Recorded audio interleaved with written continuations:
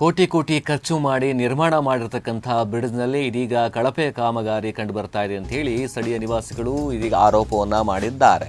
ಸುಮಾರು 4.50 ಕೋಟಿ barrage come bridge ಕಾಮಗಾರಿ ಕಳಪೆ ಕಾಮಗಾರಿ ಆಗಿದೆ ಅಂತ ಹೇಳಿ ಆರೋಪವನ್ನು ಮಾಡಿರ್ತಕ್ಕಂಥದ್ದು ಸ್ಥಳೀಯರು. ಶಕುನಿ ತಿಮ್ಮನಹಳ್ಳಿ ಗುಡುಮಾರನಹಳ್ಳಿ ನಡುವಿನ ಕಾಮಗಾರಿಯಲ್ಲಿ ಭಾರಿ ಅವ್ಯವಹಾರ ನಡೆದಿರತಕ್ಕಂಥ ಆರೋಪ ಕೇಳಿ ಬಂದಿದೆ.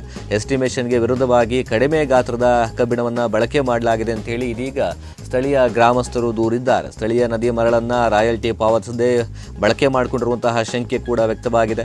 ಇನ್ನು ಕಾಮಗಾರಿಯಲ್ಲಿ ಸಮರ್ಪಕ ಕ್ಯೂರಿಂಗ್ ನಡೆಸಿಲ್ಲ ಅಂತ ಹೇಳಿ ಕೂಡ ಸಾರ್ವಜನಿಕರು ದೂರಿದ್ದಾರೆ. ಕೇವಲ ತೋರ್ಪಡಿಕೆಗಾಗಿ ಅಜಾಕ್ ಮಿಷನ್ ಮೂಲಕ ನೀರು ಹಾಕಿಸಲಾಗ್ತಾ ಇದೆ. ಬ್ಯಾರೇಜ್ ಕೆಳಭಾಗದ ರಕ್ಷಣಾತ್ಮಕ ಕಾಮಗಾರಿಗಳಲ್ಲಿಯೂ ಕೂಡ ಲೋಪಗಳಾಗಿದೆ ಎನ್ನುವಂತಹ ಆರೋಪವನ್ನು ಮಾಡಿರತಕ್ಕಂತಹದ್ದು ಸ್ಥಳೀಯ ನಿವಾಸಿಗಳು. ಸುಮಾರು 4.50 ಕೋಟಿ ಕಾಮಗಾರಿ ಕಡಿಮೆ ವೆಚ್ಚದಲ್ಲಿ ಪೂರ್ಣಗೊಳಿಸುವ ಪ್ರಯತ್ನ ನಡೆದಿದೆ. ಕಾಮಗಾರಿ ಸ್ಥಳದಲ್ಲಿ ಕಡ್ಡಾಯ ಮಾಹಿತಿ ಫಲಕ ಅಳವಡಿಸಿಲ್ಲ ಅಂತ ಹೇಳಿ ಗ್ರಾಮಸ್ಥರು ಈ ಬಗ್ಗೆ ಆಕ್ರೋಶವನ್ನು ಹೊರಹಾಕಿದ್ದಾರೆ.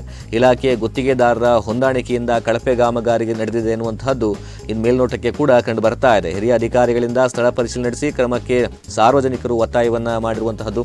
ಲೋಕಾಯುಕ್ತ ಹಾಗೂ ನಿವೃತ್ತ ನ್ಯಾಯಾಧೀಶರ ನೇತೃತ್ವದಲ್ಲಿ ಸ್ವತಂತ್ರ ತನಿಖೆ ನಡೆಸೋದಕ್ಕೆ ಆಗ್ರಹವನ್ನು ಕೂಡ ಸ್ಥಳೀಯ ನಿವಾಸಿಗಳು ಮಾಡಿದ್ದಾರೆ. ಒಂದು ಕಾಮಗಾರಿ ಆಗಬೇಕು, ಒಂದು ಅಭಿವೃದ್ಧಿ ಕಾಮಗಾರಿ ನಡೆಸಬೇಕು ಅಂತ ಹೇಳಿದ್ರೆ ಸಾಕಷ್ಟು ಹಣವನ್ನೇನೋ ಖರ್ಚು ಮಾಡ್ತಾರೆ. ಆದರೆ ಕಳಪೆ ಗುಣಮಟ್ಟದ ಒಂದು ಕಾಮಗಾರಿ ನಡೆಸಿದ್ರೆ ಹೇಗಿರುತ್ತೆ, ಎಷ್ಟು ದಿನ ಬಾಳಿಕೆ ಬರುತ್ತೆ ಅನ್ನುವಂಥದ್ದು ಕೂಡ ಪ್ರಶ್ನೆ ಆಗುತ್ತೆ.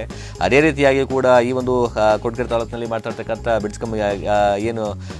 ಬ್ರಿಡ್ಜ್ ಏನಿದೆ, ಈ ಒಂದು ಬ್ರಿಡ್ಜನ್ನು ನಿರ್ಮಾಣ ಮಾಡೋದ್ರಲ್ಲಿ ಕಳಪೆ ಕಾಮಗಾರಿ ಆಗ್ತಾ ಇದೆ ಅನ್ನುವಂಥದ್ದು. ಜೊತೆಗೆ ಪಕ್ಕದಲ್ಲೇ ಇದ್ದಂತಹ ನದಿಯ ಮರಳನ್ನು ಯಾವುದೇ ರಾಯಲ್ಟಿ ಪಾವತಿ ಮಾಡದೆ ಬಳಕೆ ಮಾಡ್ಕೊಂಡಿರ್ತಕ್ಕಂಥದ್ದು ಕೂಡ ಆರೋಪ ಕೇಳಿ ಬರ್ತಾ ಇದೆ. ಯಾಕೆಂದ್ರೆ ಹೇಳಿದ್ರೆ ಅದು ಯಾವುದೇ ರೀತಿಯ ಮರಳನ್ನು ಬಳಕೆ ಮಾಡಿಕೊಳ್ಳುವಂತಹ ನಿಯಮ ಇಲ್ಲ.